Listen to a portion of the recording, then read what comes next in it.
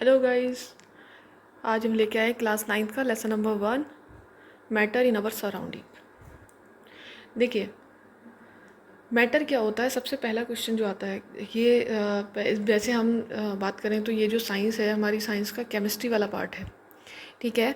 उसमें केमिस्ट्री में क्या होता है, केमिस्ट्री में हम मैटर की ही स्टडी करते हैं, उसकी कंपोजिशन के बारे में, उसके इंटरनल स्ट्रक्चर के बारे में, इस चीज़ों के बारे में हम बात करते हैं। सबसे पहले बात करेंगे मैटर क्या होता है। पहला चैप्टर ये हमारा मैटर। मैटर क्या होता है। मैटर देखो, ऐसी कोई चीज़ जो जगह घेरती है। अब अपने आसपास ऐसी चीज़ें देखो जो जगह घेर रही हैं। जैसे हम जहाँ बैठे हैं, किसी चेयर पे बैठे हैं तो वो चेयर कुछ ना कुछ जगह घेरे हुए है, तो वो चेयर एक क्या है, मैटर है। उसके अलावा जैसे टेबल है, जैसे बोर्ड है, नोटबुक है, पेन है, वो सब के सब क्या करते हैं, कुछ ना कुछ जगह ज़रूर घेरते हैं। या अगर हम एक खाली कमरे की बात कर रहे हैं जिसमें कुछ भी नहीं है, आपको दिखाई कुछ नहीं दे रहा है, लेकिन फिर भी वो क्या है, उसके अंदर कुछ तो भरा हुआ है। क्या भरा हुआ है, एयर। एयर क्या होती है, मैटर होती है। तो कोई भी ऐसी चीज़ जो स्पेस ऑक्यूपाई करे, जिसके अंदर कुछ ना कुछ मास होता है, उसको हम क्या बोलते हैं, मैटर बोलते हैं। तो डेफिनेशन कैसे लिखेंगे इसका, anything which occupy space and have mass is called matter. Example हम सब बहुत सारी चीज़ें दे सकते हैं जो जगह घेर रही हैं। जो जो हमें समझ में आता है उस सबको हम क्या लिखेंगे, मैटर लिखेंगे। जैसे एयर है, वाटर है, सनलाइट है। सनलाइट भी पार्टिकल्स से मिलकर बनी हुई है, तो सनलाइट भी क्या होगी, मैटर होती है। किसी चीज़ की स्मेल, जैसे परफ्यूम है, परफ्यूम को अगर हम कमरे में छिड़कते हैं तो थोड़ी देर के बाद क्या होता है, सारे में फैल जाता है। तो वो जो पार्टिकल्स होते हैं परफ्यूम के, वो धीरे धीरे चलते हुए हम तक पहुंच जाते हैं। तो अब क्योंकि पार्टिकल्स हैं, कुछ ना कुछ जगह तो घेरे हुए हैं, तो इसलिए स्मेल को हम, किसी चीज़ की स्मेल को क्या बोलेंगे, मैटर बोलेंगे।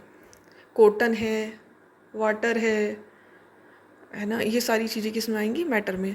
यहाँ पर एक नोट हमें डालना है, वो ये है कि कोई फीलिंग जो होती हैं, फीलिंग्स जो होती हैं, वो कभी भी मैटर नहीं हो सकती हैं। जैसे हेट है, लव है, एंगर है, किसी पे गुस्सा आ रहा है, ये कोई कोई मैटर थोड़ी ना है, ये कहीं जगह थोड़ी घेर रही हैं। ठीक है। तो फीलिंग्स कभी भी मैटर में नहीं आती हैं। तो सबसे पहले इस एक डेफिनेशन से एक पहला क्वेश्चन बनता है कि हमें कुछ एग्जाम्पल दे दिए गए हैं, उन एग्जाम्पल्स में से हमें फाइंड करना है कि कौन मैटर है और कौन सा मैटर नहीं है। जैसे एक एग्जाम्पल है आपके पास, एयर है, सनलाइट है, वुड है और एंगर है। इनमें से हमें बताना है कि कौन मैटर है, कौन मैटर नहीं है। तो बताओ कौन मैटर है। एयर तो जगह घेरती है, सनलाइट भी मैंने बोला जगह घेरेगी, पार्टिकल्स से मिलकर बनी हुई है। वुड, लकड़ी, जगह घेरती है। एंगर, एंगर क्या है, फीलिंग है। फीलिंग है तो इसका मतलब क्या है, ये कोई जगह नहीं घेरती है। ठीक है। तो एंगर मैटर नहीं है। ठीक है। तो मैटर के बारे में हमें पता चला, कोई भी चीज़ जो जगह घेरे वो क्या होती है, मैटर होती है। अब इसके बाद देखो नेक्स्ट आता है स्टेट्स ऑफ मैटर। जैसे मैंने अलग अलग चीज़ें आपको बताई मैटर के बारे में। मैंने बोला आपको वुड मैटर है, और इसके अलावा वाटर भी मैटर है, एयर मैटर है। तो उन सब की स्टेट क्या होती हैं, अलग अलग होती हैं। स्टेट्स कौन कौन सी हो सकती हैं, देखो तीन तो हमें मेन पढ़नी ही है, सॉलिड, लिक्विड और गैस। उसके अलावा एक और स्टेट है प्लाज्मा, सबसे लास्ट में इसके बारे में बात करेंगे चैप्टर के। सबसे पहले बात करेंगे सॉलिड की। सॉलिड कौन सी स्टेट होती है, सॉलिड ऐसी स्टेट होती है जहाँ पर जिसका जो वॉल्यूम और शेप क्या होती हैं, फिक्स रहती हैं। मतलब हम उसका वॉल्यूम नहीं चेंज कर सकते, उसकी शेप नहीं चेंज कर सकते। जैसे लकड़ी की बात करें तो लकड़ी का जितना वॉल्यूम होगा उतना वॉल्यूम रहेगा ही, बदल तो नहीं जाएगा। लकड़ी जिस शेप में है उसी शेप में रहेगी। तो शेप और वॉल्यूम फिक्स रहता है, ऐसे को हम सॉलिड बोलते हैं। जहाँ पर शेप फिक्स नहीं होती है, वॉल्यूम फिक्स रहता है, उसको हम लिक्विड बोलते हैं। लिक्विड की शेप कैसे फिक्स रहेगी, अगर हमारे पास पानी है तो अगर हमने उसको गिलास में भर दिया, गिलास की शेप ले ली। किसी बाउल में भर दिया तो बाउल की शेप ले ली। तो शेप फिक्स नहीं है, लेकिन वॉल्यूम जितना रहेगा वो उतना ही रहता है। जैसे अगर हमने एक 100 ml की बात करी तो 100 ml ही रहेगा, बर्तन में आप किसी में भी कर दीजिए, बस वो उस बर्तन की शेप ले लेगा। तो उसको हम बोलते हैं लिक्विड स्टेट। गैसेस स्टेट में ना तो शेप फिक्स होती है और ना ही वॉल्यूम फिक्स होता है।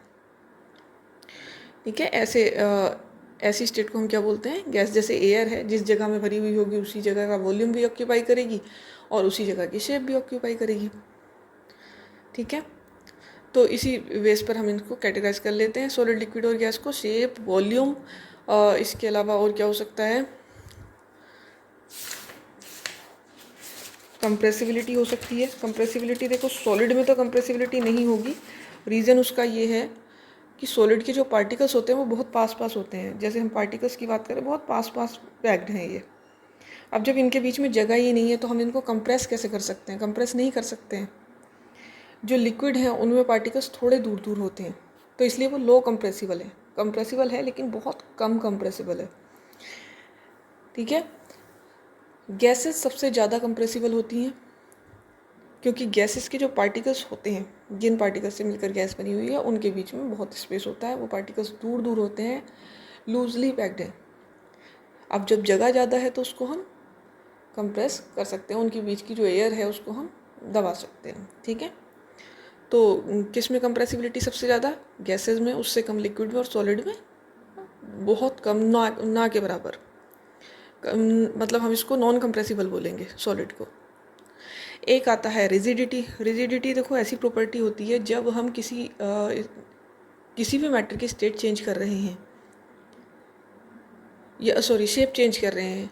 हमने कोई बाहर से फोर्स लगाया और उसकी शेप चेंज कर दी, और जैसे ही हमने वो फोर्स हटा दिया वो वापस अपनी ही स्टेट में आ जाता है, तो उस प्रॉपर्टी को हम रिजिडिटी बोलते हैं। जैसे एक रबर बैंड ले लेते हैं, रबर बैंड को हम अपने हाथ से खींचते हैं, हमने फोर्स लगाया उस पर तो वो क्या हो गया, थोड़ा सा खिंच गया, उसकी जो शेप है वो थोड़ी चेंज हो गई। और जैसे ही हमने वो फोर्स लगाना बंद कर दिया, हमने खींचना बंद कर दिया रबर को, तो वो वापस से अपनी ही स्टेट में आ जाएगी, तो उसको हम बोलते हैं रिजिडिटी। तो ये रिजिडिटी सबसे ज़्यादा किस में होती है? सॉलिड में। लिक्विड रिजिड नहीं होते हैं, नॉन रिजिड होते हैं, और गैसेस भी रिजिड नहीं होती है। ठीक है, ये बात हुई हमारी सॉलिड, लिक्विड और गैस में कंपैरिजन की। एक चीज़ आती है डेंसिटी। डेंसिटी देखो, मैंने बोला सॉलिड में जो पार्टिकल्स होते हैं वो बहुत पास पास होते हैं। ठीक है, बहुत क्लोजली पैक होते हैं। तो जब ज़्यादा क्लोजली पैक होंगे, पर यूनिट वॉल्यूम में मास ज़्यादा होगा, तो डेंसिटी भी क्या होगी? ज़्यादा होगी। डेंसिटी क्या होती है? पर यूनिट वॉल्यूम में जो मास रहता है उसको डेंसिटी बोलते हैं। तो पार्टिकल्स जिसके पास पास हैं वो डेंसिटी भी उसकी ज़्यादा रहेगी। लिक्विड में सॉलिड के कंपैरिजन में कम है, गैसेज में सबसे कम है।